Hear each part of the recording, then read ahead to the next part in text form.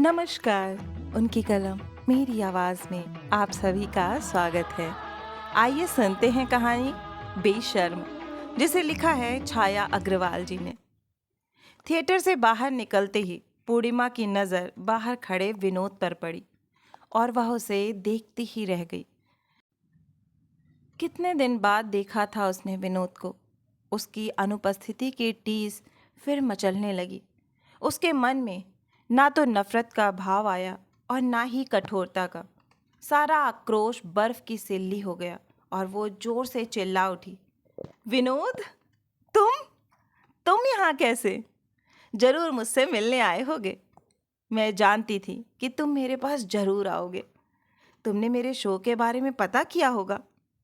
पूर्णिमा एक सांस में बोलती चली गई। विनोद अवाक सा उसको देख रहा था। तुम आज भी बिल्कुल नहीं बदली पूर्णिमा।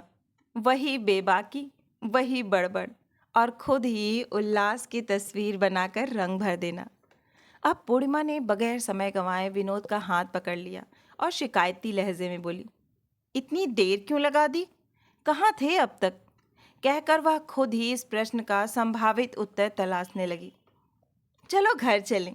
अब तुम आ गए हो तो मैं सब भूल जाऊंगी। विनोद भी निरुत्तर सा खिंचता चला गया। गाड़ी की पिछली सीट पर बैठते ही पूर्णिमा ने ड्राइवर से गाड़ी चलाने को कहा।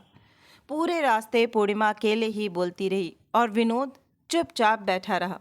वह जानता था कि अगर उसने एक बार भी बोलने से रोका तो वह रूठ जाएगी, फिर उसे संभालना मुश्किल होगा।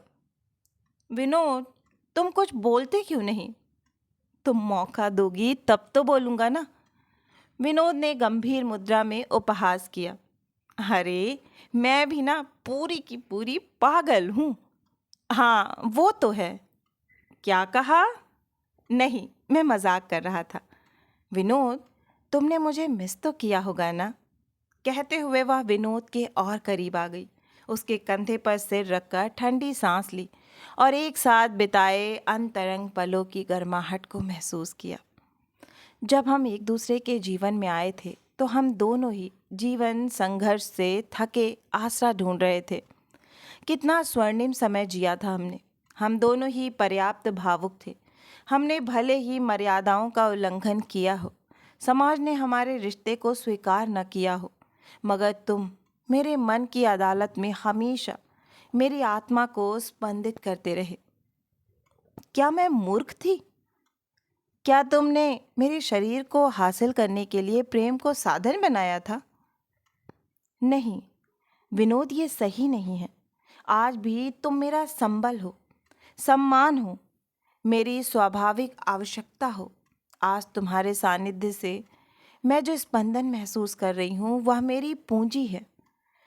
विनोद पूर्णिमा को खामोश देखकर सटीक जवाब ढूंढने लगा। ये उचित समय था जब वह चुप थी और ये मौका वह नहीं गंवाना चाहता था।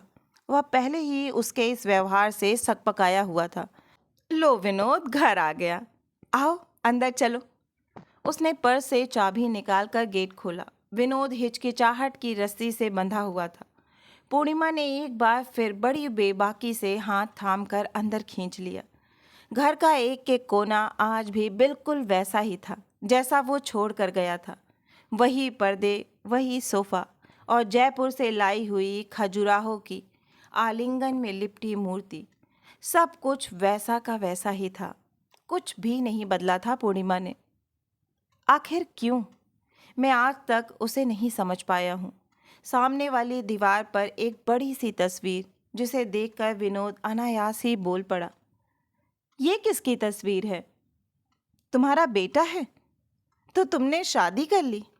इस बार एक सवालों का बड़ा सा झुंड विनोद को उलझा रहा था, मगर वह चुप रहा। शायद ये कोई घाव हो जो उसके टीस का कारण बने। अब पूर्णिमा की जिंदगी से उसे क्या लेना देना? उसने ठंडी सांस ली। चाय मैं बनाता हूँ, जाओ तुम चेंज कर लो। पूर्णिमा की समर्थन भरी मुस्कुराहट फैल गई। चाय की चुस्की लेते हुए उसने कहा, बिल्कुल वही स्वाद है विनोद, चाय में शक्कर नहीं है। तुम कहाँ पीती हो शक्कर वाली चाय? तुम्हें याद है विनोद? पूर्णिमा आनंद रस से आत्मविभोर हो उठी। दोनों हाथों से गालों को थामे झूम उठी। अनैतिक कहा जाने वाला संबंध, भर्त्सना के रंग सब फीके लग रहे थे। वो विनोद से लिपट गई, आलिंगन पाश के लिए तड़प उठी। समाज की रूढ़िवादी मान्यताएं विराट प्रेम के समक्ष तुच्छ सी लग रही थी। विनोद, मुझे लाल रंग के सिंदूर से क्या लेना? परिपक्वता, आत्मसम्मान और सानिध्य है हमारे पास। जी लेंगे हम। मैंने अपने स्वाभिमान से तुम्हें पाने के लिए बहुत संघर्ष किया है। अब तुम कहीं नहीं जाओगे, मेरे पास रहोगे। पूर्णिमा ने चुम्बनों की बौछार से मूक प्रणय निवेदन का आग्रह किया। सुध बुध खोया हृदय प्रेम की एक तरफा पराकाष्ठा पर था। एकाकी जीवन के आगे स्वाभिमान बेमानी हो चला था, और फिर प्रेम में अहम टिकता ही कहाँ है। यह विरह वेदना का अटूट प्रमाण था। विनोद जाने के लिए उठ खड़ा हुआ। पूर्णिमा, तुम्हारी ये बेशर्मी, बेबाकी निर्लज्जता गई नहीं अभी तक। लाज औरत का गहना होती है। आज मुझे तुम पर लाज आ रही है। प्रेम और संबंधों की पहल एक औरत की तरफ से अशोभनीय है। सुलभता से मिलने वाली चीज का कोई मोल नहीं होता। तुम में और एक बाजारू औरत में क्या फर्क है? छी, इतनी काम वासना। ये प्रेम है या उन्माद? यही वजह थी हमारा रिश्ता लंबा नहीं चल पाया। मैं जा रहा हूँ। मन में कड़वाहट लिए वह उठ खड़ा हुआ। नहीं विनोद, तुम कहीं नहीं जा सकते। तुम अब मेरे पास ही रहोगे। मेरा अंतःकरण तुम्हारे बिना ध्वस्त हो चुका है। मुझे तुम्हारी जरूरत है विनोद, मत जाओ। जिद मत करो पूर्णिमा।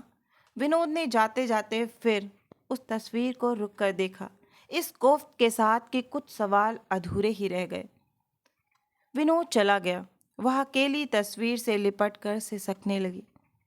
मुझे माफ कर दे विक्की, मैं तेरे पापा को नहीं रोक पाई। सूरज की पौ फट चुकी थी, सिर भारी था। आज थिएटर जाने का ना तो मन था और ना ही जरूरत। वह बिस्तर पर पसरी रही।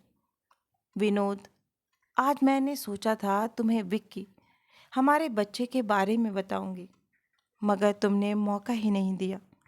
फिर तुम्हें बताती भी तो कैसे कि वह अब इस दुनिया में नहीं है। 6 महीने का ही तो था जब मैं उसे डबल निमोनिया से नहीं बचा पाई। तुम्हारी निशानी मैं संभाल नहीं पाई। मुझे माफ करना विनोद।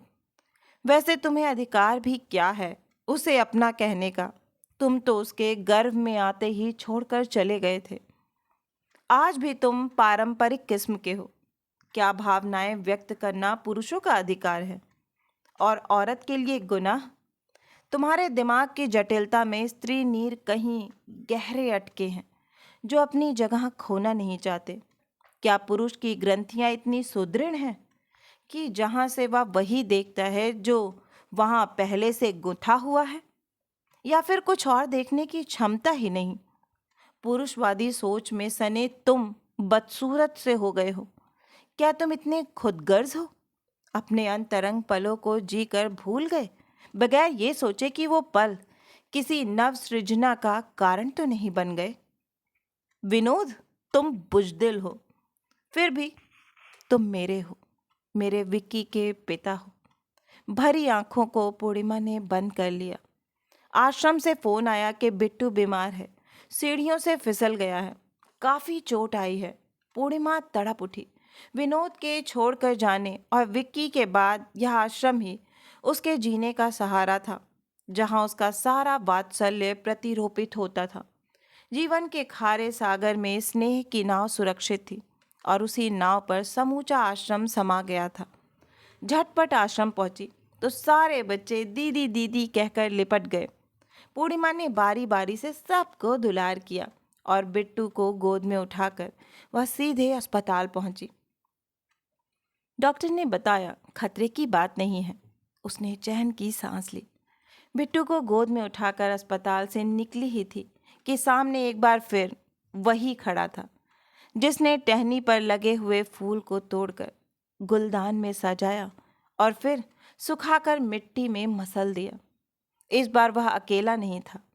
एक गर्भवती बेहद खूबसूरत स्त्री विनोद के साथ थी, जिसको वह सहारा देकर अंदर ला रहा था।